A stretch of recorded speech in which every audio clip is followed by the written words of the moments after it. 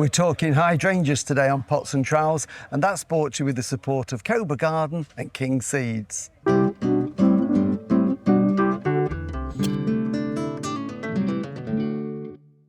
Roger, you've got a fantastic display of hydrangeas here, and I know it's one of the things you specialise in down at the nursery. Roughly how many different types of hydrangea do you grow? Well, we grow over 250 different varieties. Wow. Mostly Macrophyllas and Paniculatas. We're growing more varieties these days of the Arborescens varieties. Yeah. But they are the main lines for us. Yeah, and they're so popular with people. They love hydrangeas, and you can see why, because they look absolutely beautiful. I mean, you've gone for the muted tones on your display, which all work beautifully with the aces. This is a lovely one here. I love this one. This is Hydrangea Paniculata, and these are, again, a really popular type of hydrangea, Yes. aren't they? Yes, they are. This variety is Romantic Ace.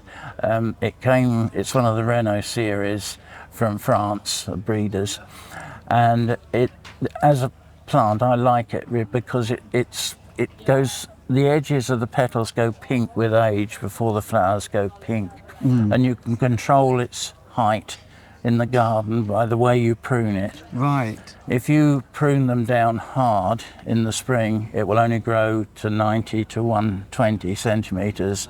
But if you let it grow absolutely wild, it will probably grow to 250. Right. So that's good in a way, because if you've got a small garden, you can keep it fairly compact, but if you've got a big garden, you can let it do its own thing. And all the Paniculata types, they tend to have these cone-shaped flowers. That's characteristic. And they flower on the new growth. So you prune in the spring and they flower on that new wood, is that right? Yes, that is correct. They flower on the end of the new growth. In fact, all of them actually flower on the end of the new growth. That when you come to Hydrangea Macrophylla, yeah. And incidentally, the two in picture at the moment are the same variety. Oh, right. And they're just grown in different compost. Right. But when you prune these, you only take the flower head off in the spring, because next year's flowers are on the buds in these top shoots, the top 4 or 6 shoots. That's true of most of the Macrophylla. Some of the new varieties do tend to flower on all the shoots, but if you cut them back too hard, all you get in the summer is a nice green plant with no flowers. And then if you leave it the following year, you'll get and then flowers. Following year it'll flower, yes. And I mean, these are what people often know as mop heads, or... Yeah, the granny's hydrangea, the mop head. But in so many beautiful colours. I love this one because, you know, it's just how the colours are changing. So this is one that I know my grandma used to call it the changeable as well, because you can change the colour of the flowers, can't you? Yes. How do you do that? Well, this is grown in a compost with a pH of 6.5 when we start, and this one is grown in a compost of pH of 5.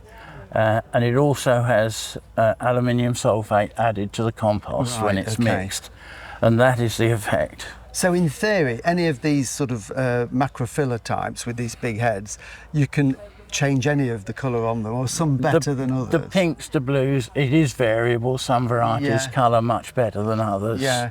Okay, but the main thing is to keep them flowering. It's really deadheading in the spring. Yes, it is. Not a hard prune. So and this variety is Rosso Glory, and it has quite hard flowers, and therefore it will last for ages and ages and ages, and it will change colour, and the flowers will still look nice in October. Yeah, and I think even in the winter when they've gone brown, they look, with the cobwebs on and a bit of frost, they look fabulous. Absolutely lovely. Yes. Then this one is one of my favourites here. This is Annabelle. Annabelle is amazing. I think of all the hydrangeas, if I had to choose one, I would go for Annabelle. Yeah, it's the biggest selling variety that we grow by a measure of 5 times the next variety. And so easy to look after as well. Yes, it is. We just prune them back to about 6 inches in the spring. Right. You get stronger shoots and stronger flowers on them if you do that. Yeah. And behind it in the display, they're one of the Invincible range. That is Pink Annabelle. Right. There's also Strong Annabelle and Ruby Annabelle and Sweet Annabelle, and it goes on, I'm afraid. Right.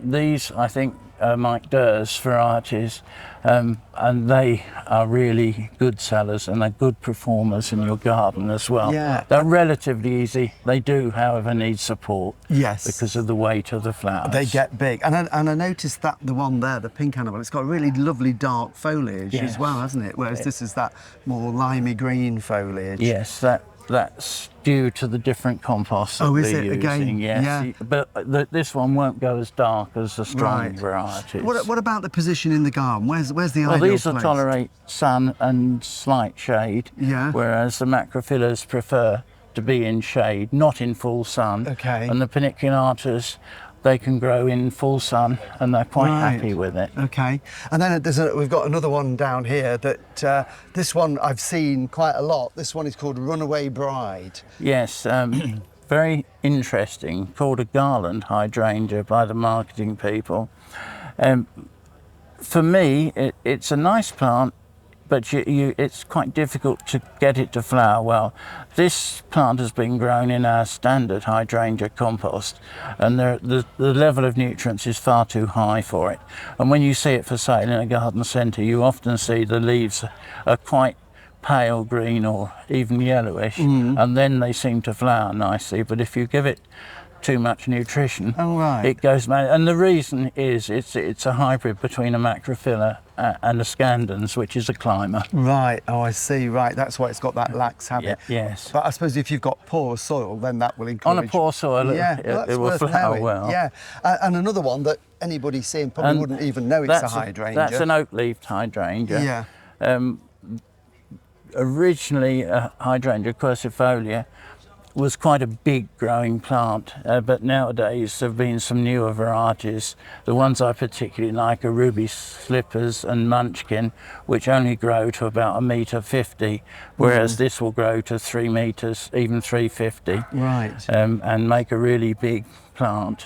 And what about pruning with these? Because obviously this is the name Oakleaf. We just shake them up. They are a bit lax in their growth, the quercifolias, and we just shake them up after flowering. Or if you get an ugly shoot, just take it off. Yeah, so it's not but like it's not Annabelle something you want to prune. No, it is. No, you'll just get this. Yeah, just get nice green plant. Yeah, and they tend to have good autumn colour, don't they? They have fabulous autumn colour. Yeah. So I mean, such a wide range. I mean, look, you've got them planted in a very natural sort of situation. So, you know, if you've got a dapple shade in the garden, that would be fantastic. What about if anybody wants to grow one in a container on a patio?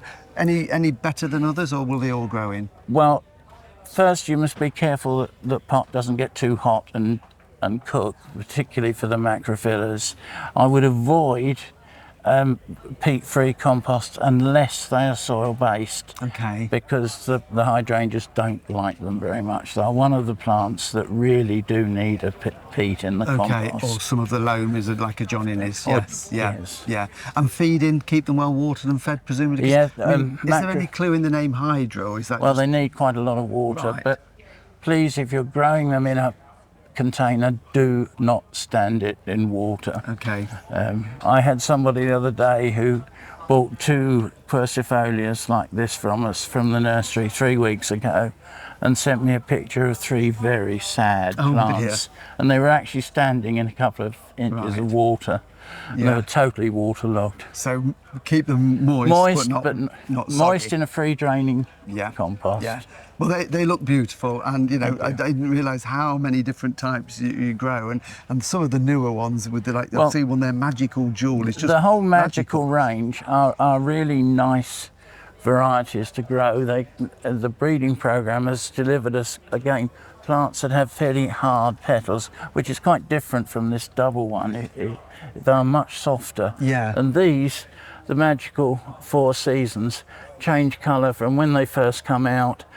This one will go pinker, it'll go back to a greeny with a red edge, and then the flowers will go almost reddy in the autumn, and they will hold their colour right up till the end of October, but not this colour, it changes. Yeah, which is good, you get that variation in the garden. Yeah. Brilliant. Well, thank you for letting us have a look and explaining the difference between all the different types. That's a great pleasure. Thank you, Roger. Okay, thank you very much.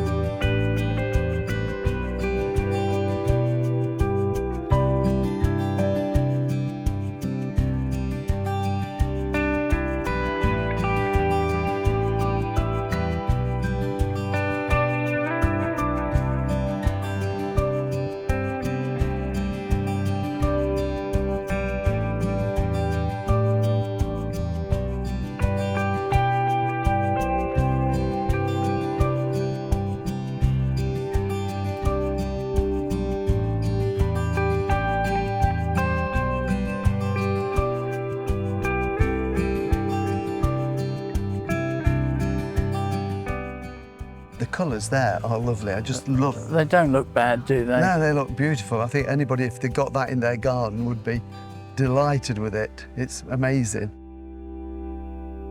Well, thank you for watching Pots and Trowels, and it was great to catch up with Roger here at the RHS Wentworth Woodhouse Flower Show, where he's got this fantastic display, and I hope it's inspired you to plant some hydrangeas in your garden. We'll be back again next week, so we'll see you then. Bye.